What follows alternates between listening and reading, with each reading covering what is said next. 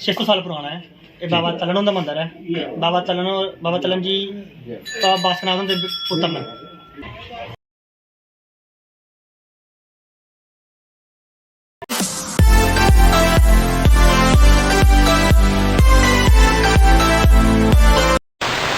दोस्तों जय डुगर जय डोगरी। अज दे ब्लॉग की शुरुआत करने माता रानी नाल ही है। बोलो सांचे दरबार की जय। मित्रों अज तुसीं अस लेइए जा करने नाग देवता जी के मंदिर जिहड़ा है नागमनी च, ते उस मंदिर के भी बड़े चमत्कार न। मेरे पैरों थल्ले किश आई गेदा हा, मिगी लग्गेआ कि नाग दे देवता होर तो नहीं आई गे कुदै दर्शन देन स्टार्टिंग च गै। ते हुण तुसीं अग्गै जिहड़ी वीडियो जिहड़ी है रस्ता जिहड़ा ओह् हार्दिक वीडियो बनान लगा है, ओह् अग्गें तुसें रस्ता दस्सग। ते अस जाइयै नाग देवते दा मंदिर तुसें सारा मंदिर दे दर्शन करागे। ते लैओ बाबा जी दा नां ते चलने नाग देवते दा मंदिर। चलो फिर हुण चलचे चलो फिर। दोस्तों नाग देवता जी जाने लिए दो रस्ते न। एक रस्ता जोड़ा अखनूर रोड को आंदा है, वह नागमनी महाराजा हरी सिंह स्कूल को जाता है। तो दूआ रस्ता है जीडी गोयनका को, जो तुम दिखा करते हो ये सामना जोड़ा रस्ता है ये जीडी गोयनका को मढ़ा च जाता है। तो जीडी गोयनका को तुसें जियां कि जागे तो सज्जी साइड जाना है। तो सज्जी साइड कोई लगभग 200 मीटर अग्गे जाने पर 200 तो 300 मीटर अग्गे जाने पर श्री नागेश्वर जी का मंदिर आता है। ये तुम वीडियो राहें भी दिखा दो। नागेश्वर मंदिर को ना तुसें सज्जी साइड टर्न लैना, DPS स्कूल वाली साइड जाना। तो ये नागेश्वर मंदिर का भी तुम बोर्ड देखो, ये अगे DPS का भी बोर्ड लगे दा। तो जियां तुसें अग्गे बधदे जागे ये अंबें दे बाग आंदे न। ये माड़ा जी तरफा जियां जागे हो ना ये सारा रस्ता तुसें ताइयां लब्भना। ते अग्गे अंबें दे बाग आंदे न। ते हुण बाग शाग जेहड़े न थोड़ा घटिया गया क्योंकि इत्थै प्लाट शलाट ले पे न बनन। ते एह् जियां बागा कोला तुस चलदे जागे हो अग्गे जियां तुस वीडियो च दिक्खा दे हो अपना खब्बी साइड तुसें DPS स्कूल लब्भना है। ओह् तुस बोर्ड दिक्खी लैओ, ओह् सामने DPS स्कूल है। तो इस स्कूला कोला जियां तुस थोड़ा जिहा अग्गे बधगे हो ते अग्गे नाग देवता जी का रस्ता दिक्खी लैओ तुस। एह् आई गेआ ओह् जेह्ड़ा सामने मैं तुसेंगी जूम करियै दस्सना, ओह् सामने बिल्कुल ओह् महाराजा हरी सिंह स्कूल है। ये रस्ता अखनूर साइड का आंदा है, अखनूर रोड जिसी आखदे नेशनल हाईवे। तो चलो हुण अस नाग देवते वाली साइड चलने आं। इत्थुआं खब्बी साइड नाग देवते का रोड है, ये चली पे अस। ये जेह्ड़ा तुस जगह दिक्खा दे हो इत्थे हर साल बैसाखी पर जेह्ड़ा ओह् मेला लगदा है। ते ओह् बैसाखी दे इक दिन दा मेला होंदा सारा।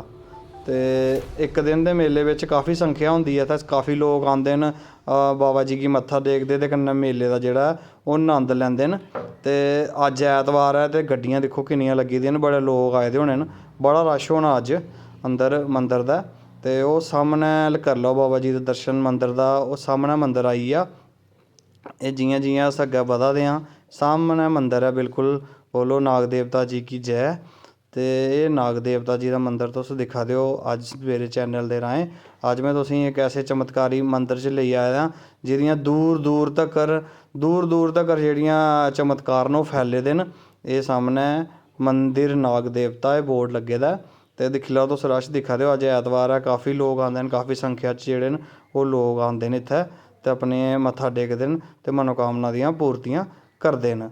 काफ़ी लोग न जिनेंगी नाग दोश है काल सर्प योग है, ओह् इत्थै आंदे न, नागें दा जोड़ा चाढ़दे न ते अपनी मनोकामना पूरियां करदे न।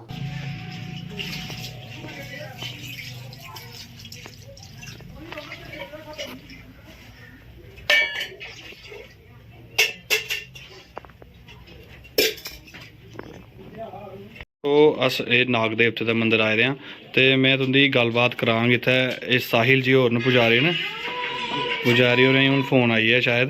ते जय श्री राम पंडित जी। जय श्री राम जी, जय श्री राम। पंडित जी मैं तुसें एह् पुच्छना चाहना ये जेह्ड़ा नाग देवता जी दा मंदिर है देवस्थान है एह् कदूं दा है और थोड़ी ये पायो प्रकाश साढ़े दिक्खने आह्लें पर।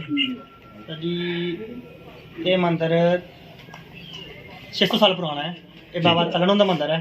बाबा तलन जी बासनाथ के पुत्र ने। इ'यां तुम्हें पता होना है कि बासनाथ के 22 पुत्र ते 84 पोतरे न। जे साढ़ा बड्डे पुत्र न बाबा भैड़ नगरोटा, दुए पुत्र बाबा काई अखनूर, त्रिये बाबा सुरगल जेह्ड़े घर घर निकलते हैं, चौथे बाबा तलन जी तुंदे सामने विराजमान बैठे दे। ठीक है और कुछ बाबा जी उनकी महिमा का थोड़ा गुणगान करी ओड़ो कि लोग कुत्थों कुत्थों इस तक आते हैं और ਕਿਹੜੀਆਂ ਮਨੋਕਾਮਨਾ ਲੋਕਾਂ ਦੀਆਂ ਪੂਰਨ ਹੁੰਦੀਆਂ ਨੇ? ਲੋਕ ਕਾਫੀ ਦੂਰ ਦੂਰੋਂ ਵੀ ਆਉਂਦੇ ਨੇ, ਜਿਹੜੇ ਅੱਗੇ ਕन्नै ਰੋਂਦੇ ਨੇ ਗ੍ਰਾਂ ਵਾਲੇ, ਇਹ ਤੇ ਹਰ ਐਤਵਾਰ ਆਉਂਦੇ ਨੇ। बाकी कोई दूरों कोई कियां कोई सुखन की होंगी, कोई नाग दोष होंगे, कोई खालसर प्रयोग होंगे, सारे इत्थै आते हैं आनिए अपने सुखना चाढ़ते हैं ते कन्नै कन्नै मनोकामना पूर्ण होंदी है। कन्नै गै तलाऽ है, तलाऽ च न्हागे ते कोई भी स्किन प्रॉब्लम होग बाबे दे सारी स्किन प्रॉब्लम दूर होंदी है।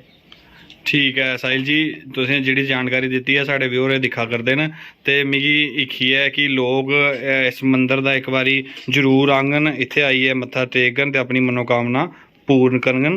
जय बाबा सुरगल जी, जय नाग देवता जी की।